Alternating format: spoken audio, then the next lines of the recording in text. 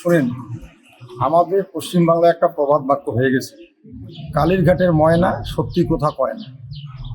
তো আপনারা সকলেই জানেন, তৃণমূলের একটাই পোস্ট, বাকি সব লং পোস্ট।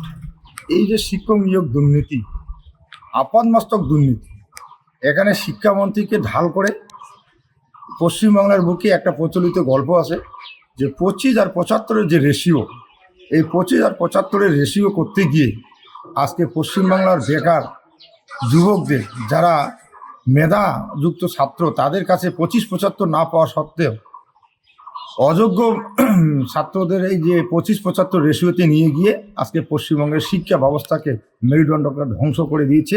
একমাত্র পশ্চিমবাংলার মহানায়িকা বলা যেতে, দুর্নীতির আপাদমস্তক দুর্নীতির মহানায়িকা মাননীয়া মমতা ব্যানার্জির তার নির্দেশে এবং তার অলিঙ্গনে এইসব দুর্নীতি হচ্ছে। আরও আমাকে প্রসঙ্গ টেনে আনতে হচ্ছে যে পশ্চিমবঙ্গের যে শাসন ব্যবস্থা, পশ্চিমবঙ্গের যে প্রশাসনিক ব্যবস্থা সম্পূর্ণ নিয়ন্ত্রিত হচ্ছে কালীরঘাট থেকে।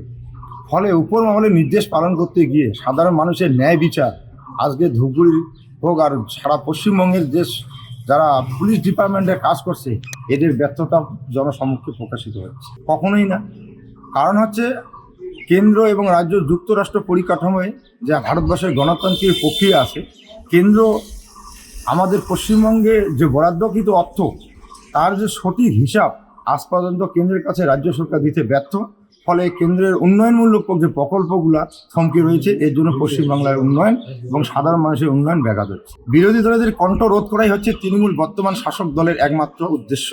যারা তৃণমূল করে তাদের উদ্দেশ্য হচ্ছে যাতে এইখানে বিরোধী দল আমাদের দুর্নীতি তুলে ধরতে পারে না, এবং যদিও তুলে ধরে তাদের অবৈধভাবে, মানে বেআইনিভাবে তাদেরকে মিথ্যে মামলা জড়িয়ে তাদের কণ্ঠরোধ করার এই সরকারের প্রথম হচ্ছে লক্ষ্য।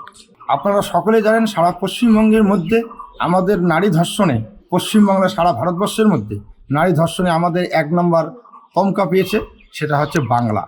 যে বাংলায় মাননীয় মুখ্যমন্ত্রী মমতা ব্যানার্জি মহিলা হওয়া সত্ত্বেও এখানে নারীদের নিরাপত্তা আজকে প্রশ্ন চিহ্ন দাঁড়িয়ে রয়েছে।